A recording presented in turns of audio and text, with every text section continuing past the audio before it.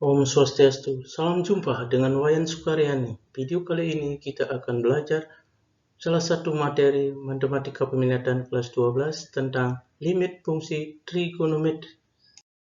Sobat pembelajar, mari kita lanjut ke materi pokok. Dalam penyelesaian limit fungsi trigonometri, pada dasarnya sama dengan menyelesaikan limit fungsi aljabar. Jadi dimulai dengan langkah substitusi. Dalam substitusi, hasil yang dibentuk kemungkinan tentu, kemungkinan tak tentu. Untuk kemungkinan tak tentu yang dimaksud hasilnya 0 per 0, minta terhingga, dan tak terhingga.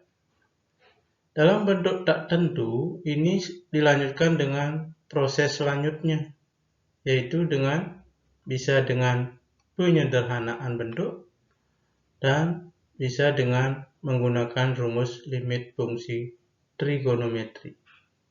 Dalam menyelesaikan dengan penyederhanaan bentuk, ini sangat terkait dengan identitas trigonometri yang dipelajari di kelas 11 sebelumnya. Seperti rumus trigonometri jumlah dan selisih dua sudut.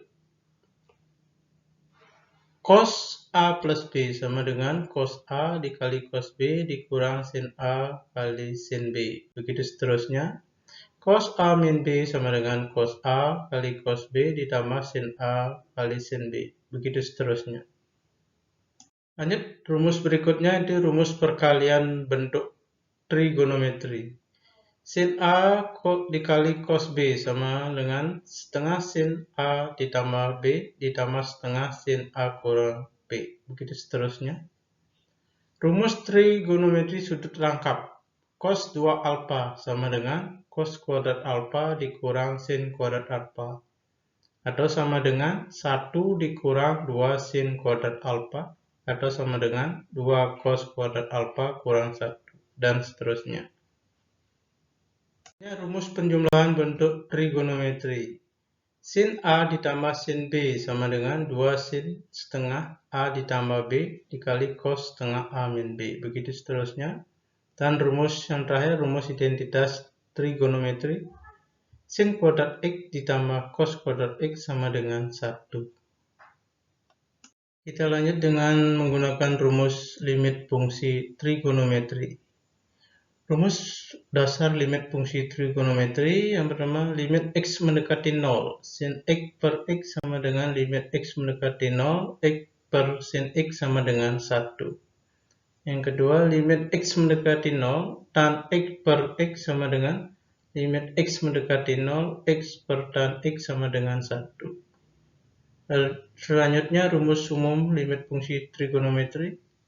Yang pertama, limit X mendekati 0, sin AX per BX sama dengan limit X mendekati 0, AX per sin BX sama dengan A per B. Di sini kita hanya melihat koefisiennya yang ada. Sin AX koefisiennya A, BX koefisiennya B, limit X mendekati 0 AX koefisiennya A, dan per sin BX koefisiennya B. Jadi hasilnya dengan melihat koefisiennya aja, yaitu A per B. Begitu seterusnya untuk yang kedua, limit X mendekati 0 dan X per BX sama dengan limit X mendekati 0, AX per tan BX sama dengan A per B. Yang ketiga, limit X mendekati 0, sin AX per tan BX sama dengan limit X mendekati 0, tan AX per sin BX sama dengan A per B. Baik, langsung saja kita kepada contoh soal dan penyelesaiannya. Kita mulai dari cara substitusi. Soal yang pertama, limit X mendekati pi per 4, sin 2X ditambah tan X sama dengan sin 2 dikali pi per 4 ditambah tan pi per 4. Jadi di sini dengan mengganti X dengan pi per 4. Setelah diganti X, limitnya tidak usah ditulis. Langsung aja. Sama dengan sin pi per 2 ditambah tan pi per 2. Sin pi per 2 artinya sin 90. Sin 90 1 ditambah tan pi per 4. Pi per 4 sama dengan 45. Tan 45, 1. Jadi 1 tambah 1, 2. Ini yang dimaksud dengan nilai tentu, bentuknya tentu, jelas. Soal yang kedua, limit X mendekati pi per 6.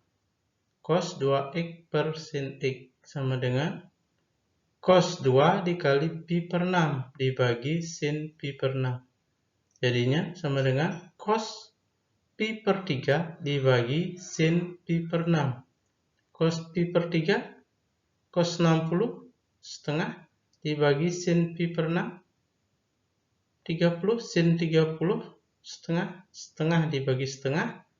Nah, jadi dalam bentuk pecahan dibagi dengan pecahan. Masih ingat? A per B dibagi C per D sama dengan A dibagi B dikali DC. Jadi bentuknya seperti ini. Hasilnya di sini sama dengan 1. Baik, kita lanjut cara yang kedua dengan menyederhanakan bentuk. Contoh soal yang ketiga, limit X mendekati pi per 4. Cos X kurang sin X dibagi cos 2X. Langkah pertama kita coba substitusikan. Cos pi per 4 dikurang sin pi per 4 per cos 2 kali pi per 4. Hasilnya didapat 0 per 0. 0 per 0 ini adalah bentuk tak tentu. Karena bentuknya tak tentu, lanjut kepada proses selanjutnya. Jadinya, limit X mendekati pi per 4 cos X kurang sin X per cos 2X sama dengan cos 2X yang sesuai dengan rumus identitas cos 2 alfa kurang cos kuadrat alfa kurang sin kuadrat alfa. Jadinya limit X mendekati pi per 4 cos X kurang sin X per cos kuadrat X kurang sin kuadrat X sama dengan limit X mendekati pi per 4. Nah, kita cos kuadrat sin kuadrat kita jabarkan dalam bentuk pemfaktoran seperti A kuadrat kurang B kuadrat sama dengan kurung A plus B dikali kurung A min B. Jadinya limit X mendekati pi per 4 cos X kurang sin X per cos X ditambah sin X dikali cos X kurang sin X. Sehingga limit X mendekati pi per 4, 1, jadi yang sama kita coret. Tinggal 1 per cos X tambah sin X.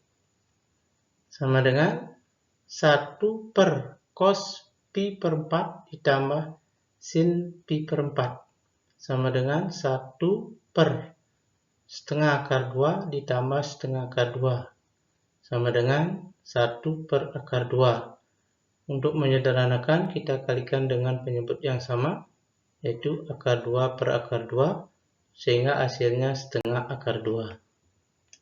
Baik, kita lanjut pada cara yang ketiga dengan menggunakan rumus limit fungsi trigonometri. Contoh soal, limit X mendekati 0, 1 kurang cos 2X per X tan 3X. Kita substitusikan 0, setelah disubstitusikan dapat 0 per 0. Berarti kita lanjut pada proses berikutnya. Limit X mendekati 0, 1 kurang cos 2X per X tan 3X. Untuk ini hanya berlaku pada sin dan tangen. Jadi yang kita rubah adalah yang ada cosnya.